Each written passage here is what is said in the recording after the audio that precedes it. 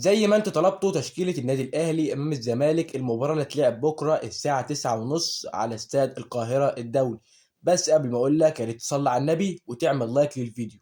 نبدأ بحراسة المرمى مصطفى شوبير، اتنين مساكين رامي ربيعة وأشرف داري، وعلى اليمين محمد هاني، وعلى الشمال كريم الدبيس. وهم دول الأربعة اللي هتبدأ بيهم الماتش يا كولر، وبلاش عك والنبي. نص الملعب بقى هيبقى مروان عطية واحمد رضا، وقدامهم امام عاشور. نص ملعب ضرب نار من الاخر. نخش على الهجوم. الهجوم بقى عندك على الشمال بن قلبي، وعلى اليمين هيبقى جريدي شار مش حسين الشحات.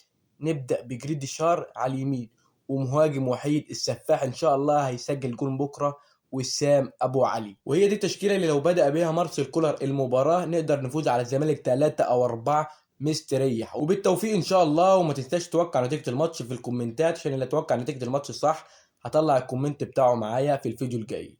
سلام.